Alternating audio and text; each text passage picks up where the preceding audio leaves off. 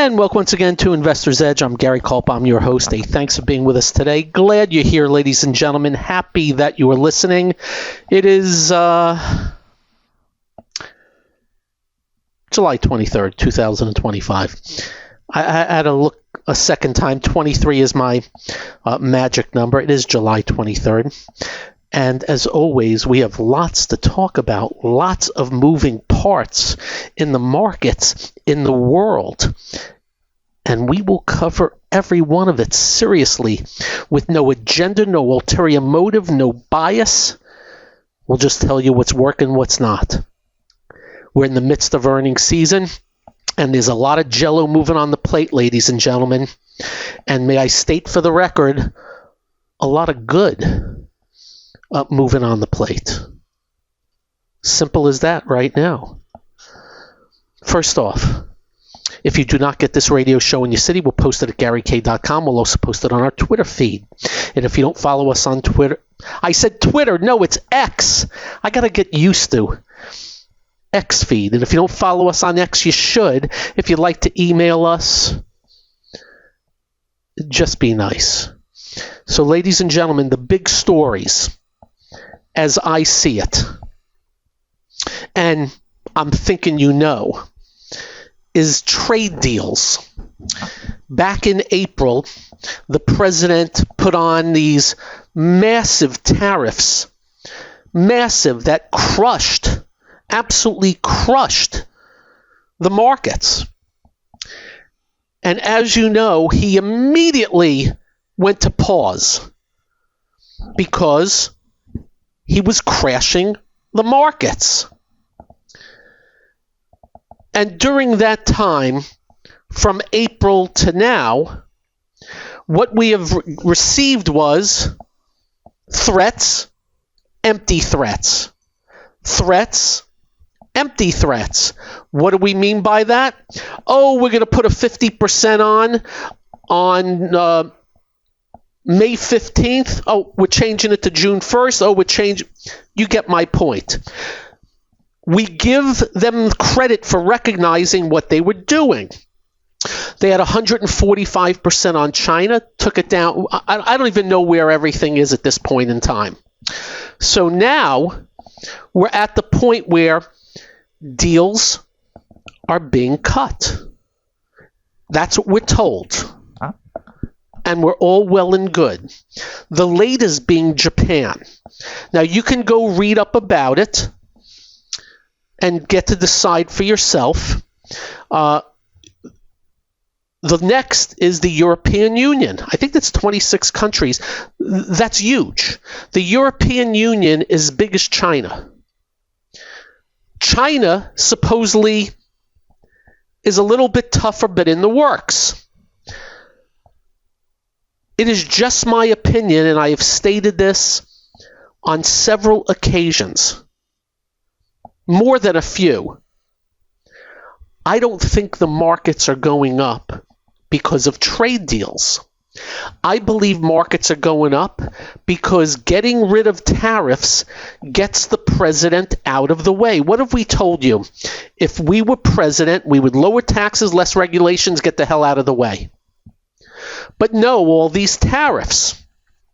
And what the president has now done is taken all these tariffs down. I think we're going to be running 10% on everybody or 15%. What you need to know on 10% or 15%, it's a fly on an elephant's butt. That's number one. Number two is there's exemptions up the wazoo. And what that means is, oh, auto parts? No tariffs on auto parts. Apple? No tariffs on Apple. And you think Apple's big. And then there's the workarounds. You know what a workaround is. So I'm Walmart. I get a crap load of stuff at this place, and now I got to pay it 10%, but I go to the country and say, hey, I'm Walmart. I'm Walmart. Do you know how much we buy from you? A crap load. So let's negotiate it. Let's work on it. Let's figure it out. And that's how you work around that stuff. So I'm a big believer. The market's now up for the year. I'm a big believer that we would have never had the bear market. We would have never had the crash if not for the tariffs. I think we would have had a correction, but I believe it would have been on the nominal side. And the first leg down was all the uncertainty yapping away every day about, guess what? Tariffs and tariffs and tariffs. Now, you do know I've also stated for the record that my worry is him changing his mind and this, that, and the other thing. Well, again, I am in hopes that they have figured out what happened and how bad things were. And that he can talk blue in the face, the president, that tariffs are paid by others, but it's not true. It's paid by us. Though, as I said yesterday, remember what I said yesterday, they can work. If you are getting eggplant from Mexico, but Mexico is charging less than us, we're going to tend to get it there. But if we put a tariff on it, it's going to cost more to bring that in. Thus, we may just produce it here. Though it's still a higher cost, it would still be a higher cost here. But back on track, I'm a big believer that this market would have never gone into a bear phase, never crashed, maybe a correction. And what we have done is we've gone back to square one. That's number one, and more. And why more? Because, number one, yields have been stable. They've been hanging around the same area, and stability is not a bad thing. Number two is oil prices have been stable. Number three is the American people. Hard work, ingenuity, talent, sweat, toil, medical breakthroughs, technological advancements, a capitalist system where we're all trying to do better for ourselves and our families. And that's what's going on here. That's my story. Will the president go back to big tariffs again? I hope not. I hope not. But I am 100% sure the markets are working off of the tariffs going away from where they were. And in case you don't know, if you ever go back to that poster on Liberation Day, I couldn't believe what I was seeing. It was a nightmare. So the announcement of Japan, the potential for the European Union, and guess what? Dow up 500 today, S&P up 49, NASDAQ 100 labored a little bit, up 127 and 98. So we'll call it about a 1.1% gain for the Dow, S&P about 0.8, NASDAQ about 0.6, NASDAQ 100 about 0.4% to the upside. Advanced declines, pretty good. Up-down volume, pretty good. The Energy complex thingamabobs, very strong day, though a bunch got sold into. There was some casualties on earnings, and boy, oh boy, there's a lot of jello moving on the plate, ladies and gentlemen. As far as earnings, we got some big ones in after hours that we'll look over if they come through. I'm noticing Google's down, but not that much. I'm noticing Tesla is kind of flat, and whatever we find, we'll report. I'm Gary. This is the one and only Investor's Edge. And welcome once again to Investor's Edge. So in late breaking, the White House is announcing the America's AI Action Plan. And I will tell you, in after hours, Broadcom, NVIDIA, Taiwan Semi are all up a couple of percent. I think Broadcom's up about almost 3%. NVIDIA in after hours, about 1%. Taiwan's not that much. Anyway, a good little bump in after hours for the semis.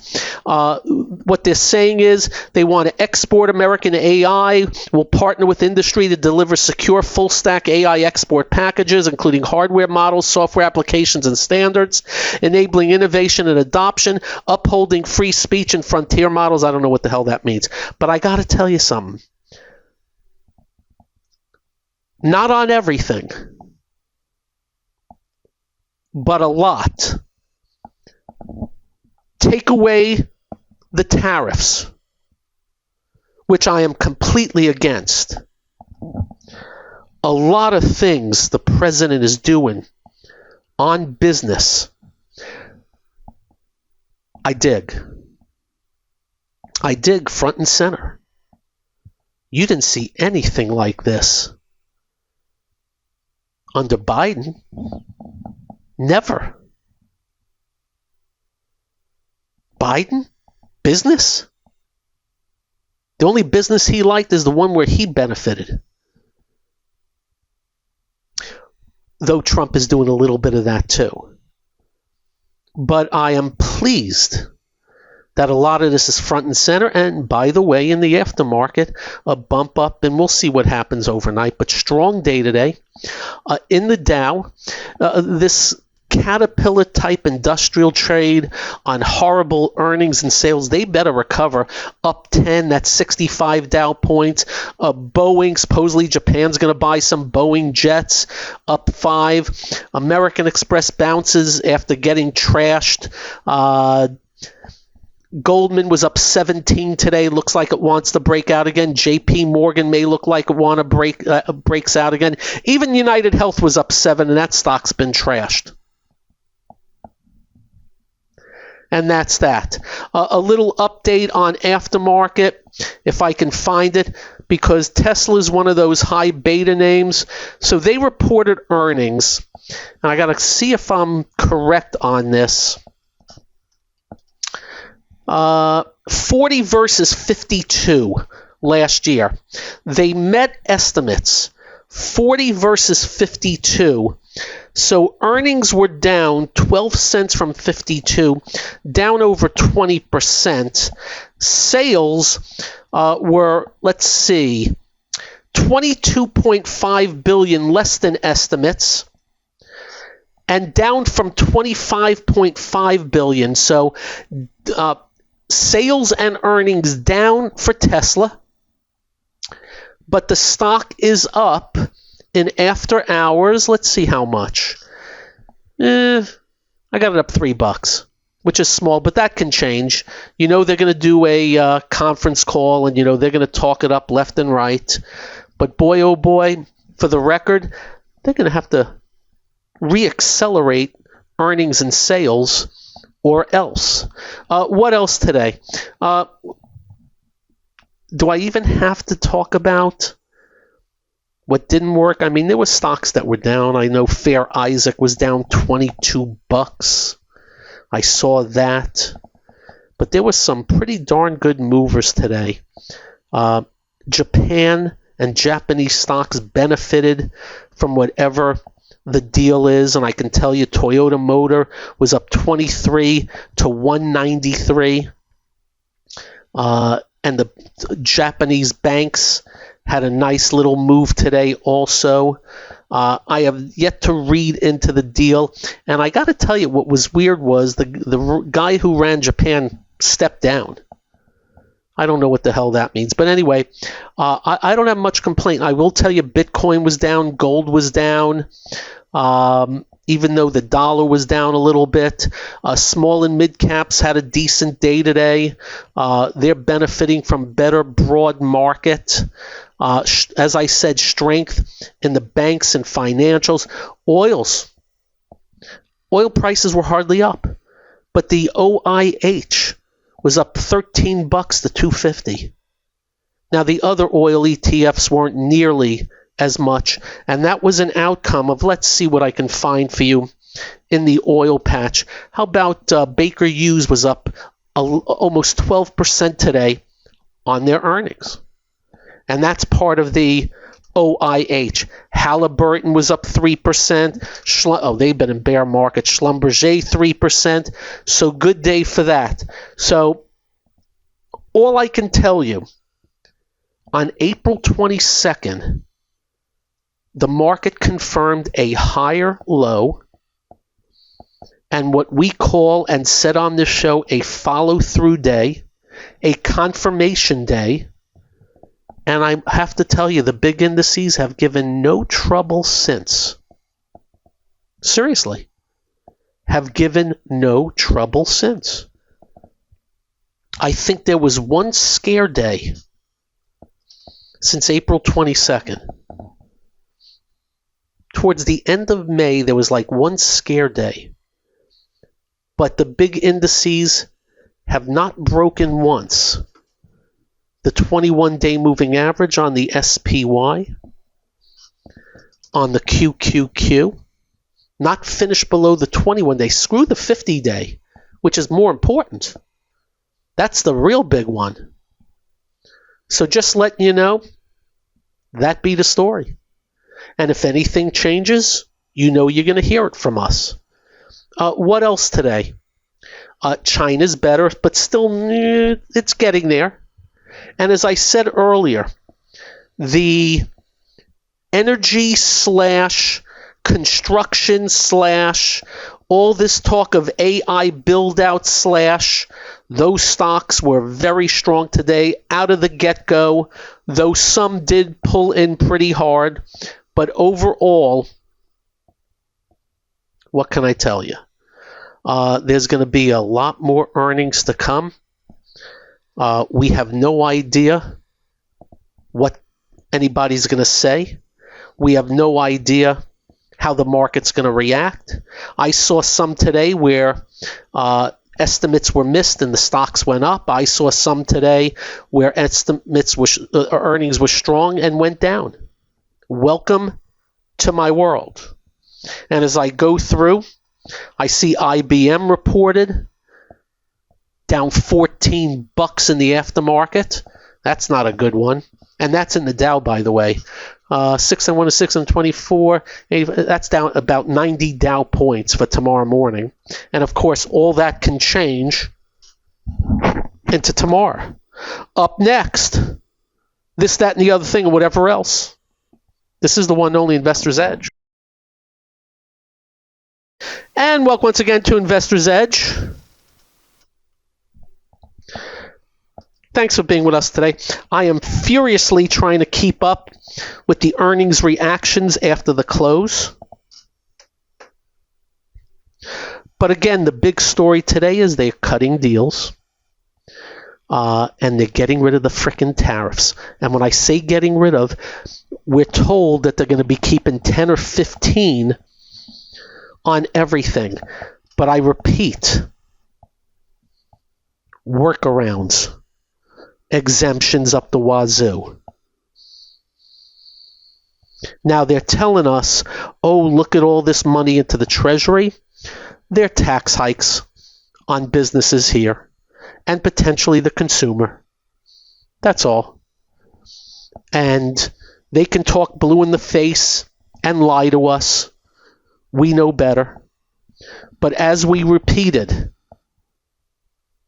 by definition, that is a tariff. But they can be worked out and worked around. Small businesses have a tougher time doing that, but the big ones can very much negotiate a lot. Very much. And we'll just see how it plays out. Again, I have to repeat. Let's just hope we don't have to revisit April again. I'm thinking they've learned their lesson. They don't want markets to crash. You've got a midterm election next year, and the Democrats, that Marxist party, is just handing it to them. As bad as I think the Republicans are, that Marxist party just keeps handing it to the Republican Party. It's amazing to watch. It's amazing to watch.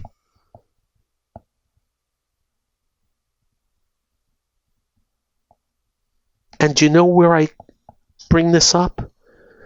There is something called the Young Democrats of America. This is not a little campus group. It is the youth wing of the Democrat Party. The potential next generation of elected officials and political operatives.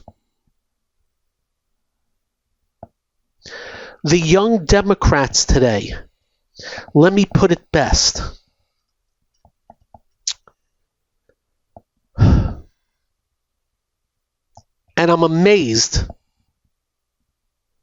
I even have to bring it up.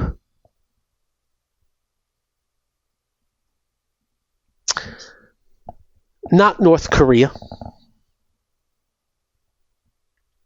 or Syria, where they're killing the Druze, and the head of Syria killed his own people with mustard gas. Not the Sudan or Iran. Not Haiti. Not China, and read up what they've done with the Uyghurs there. Not Venezuela. Not Cuba. Not the Taliban, that have now put the women in Afghanistan back into the dark ages. Not Hamas. But they came out today. Israel's committing genocide. No mention of any of these other places, and terrorists, Israel. And they think that's going to get them places. Just remember, this is not about Israel, it's about democracy. They hate America also. They're insane. It's about control freakism. If you have freedom and the ability to be whatever you want to be and have upward mobility based on your hard work and smarts, you're their enemy. If you're successful and wealthy, you're their enemy. That's why they hate Israel. As I have told you, Israel, this magnificent sliver of land up against the sea, with enemies to the north, east, and south. Israel has become this magnificent country of people that have created unbelievable amount of startup businesses in technology and medicine.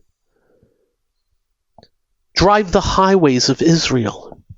Hotels, grade A buildings. At the top of the buildings, you see all the big companies of the world. What they do down in Gaza? They let the pricks steal all the frickin' money and destroy the place. Israel left in 2005. But we keep hearing Israel apartheid, occupying. They left in 2005. The lies continue. Why is this country so great in spite of what they're doing in D.C.? Because I'm reading stories of people that came from nowhere, homeless, to become wealthy and successful because they applied themselves in this country. Story after story I read about on a daily basis. You can't do that in other countries. They kick you in the nuts. So just letting you know, the Marxist Party's young Democrats, the young ones are also insane. Unbelievable. It's just unfreaking believable. I had to bring that up because for me that stuck out like a sore thumb. And you know where they get their stupid from? The people that are highlighted in the party. Morons like Bernie Sanders, who's kissing the arse of this guy running for mayor in New York City, even though this guy hates Israel, hates Jews, had no problem, doesn't want to put down the words globalize the intifada, which is the death of Jews, wants in interviews, seriously, no private property, no billionaires, which is code for no millionaires. Government run this, that, and the other thing. The Republicans are terrible. The Marxist Party is making them look like a tiptoe through the tulips. And they're making it so damn easy with how stupid they are and the people that they highlight.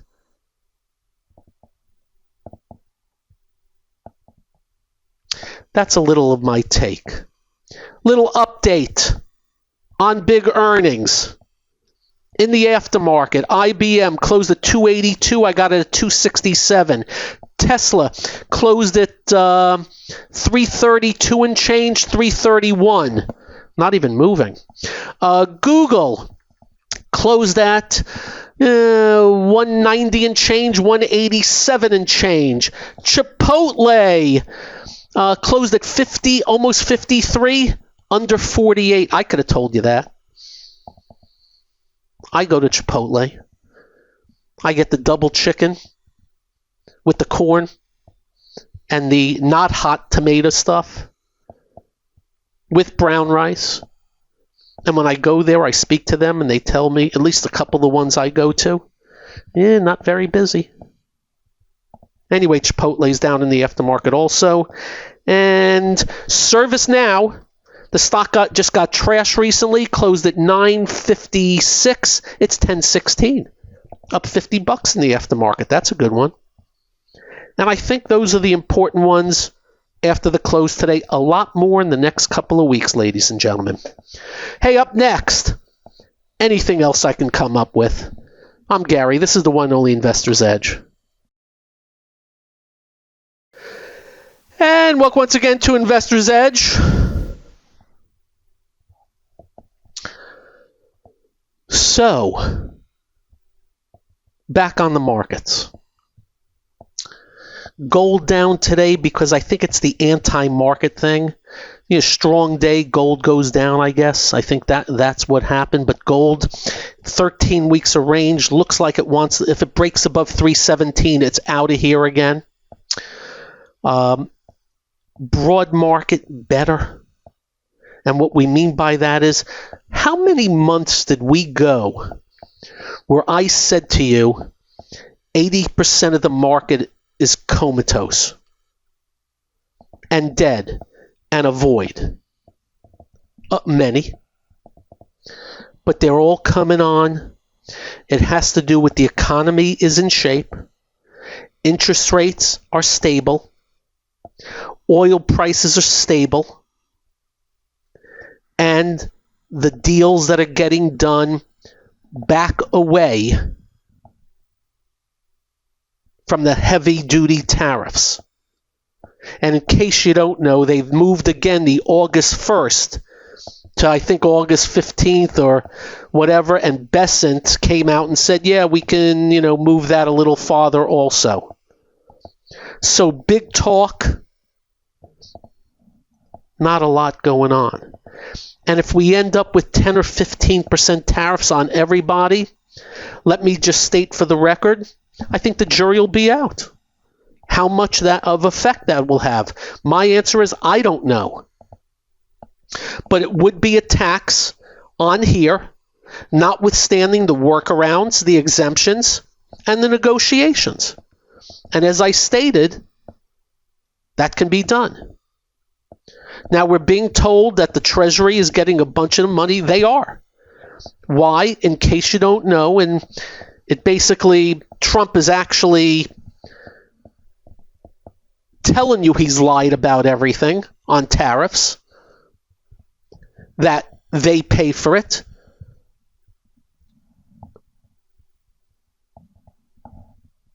When ABC Company imports $10 million of something at 15%, they're paying $1.5 million to the Treasury, and I believe it has to be done immediately. And by the way, here's the good news for deficit hawk Gary. That goes right against the deficit. So that's good news. But let's hope that stays controlled. We don't want that out of control. We'll keep reporting on it. And I think I said the other day, if President Trump has these tariffs and it pays down the deficits, the economy stays in shape, I will applaud the living hell out of him. But if he goes back to the big ones, look out. Look out. Few other things of note. With the S&P going into highs, more new yearly highs today. With the broad market doing better, more new yearly highs today. With something like a Caterpillar, with a 24% drop in earnings and a 10% drop in sales, going into new yearly highs today. Again, for the record, these companies had better have earnings recoveries, because I will promise you right now, valuations are really up there. But expensive can easily get more expensive. Welcome to how markets work.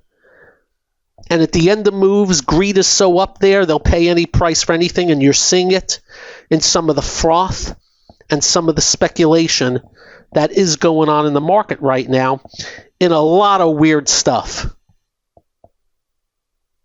And I've been doing a deep dive a little bit more on nuclear and quantum computing. Some of these companies with $9 billion in market cap aren't going to have revenues for years. So it's almost a guarantee, since I can't guarantee. It is almost a guarantee that in the meantime, there is going to come a point where they all crash, if nothing changes. We here will let you know. As of right now, it feels like they're still in play. It feels like there's still the noise. And we will not argue the point. But markets, good day. And let me give you one more. The Dow, which is labored, is about to break out of a 7-month trading range. It hit 45,073 in December, 45,054 in January. November, excuse me. No, 45,054 in January. It's 45,010. And that is inclusive of United Health being 2,000 Dow points to the negative in the Dow. So the Dow looks about ready, and what's doing it? The highest price name, Goldman Sachs. Another high price name, Caterpillar. Remember, it's all price there. A Goldman Sachs at $717 is about 17 times as more important to Verizon. That's at $42. Each dollar is 6.5 points approximately. That's how it works, not percent. So some of the higher price ones are doing the trick.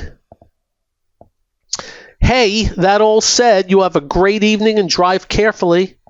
And when you get home, do like we do. Quite simple. Make sure you hug your family. Make sure you hug your children. They will feel better. You will feel better. I promise. Stay well. Be well. And do not forget, no bias here, ladies and gentlemen. We only see policy. Have a great one. Good night.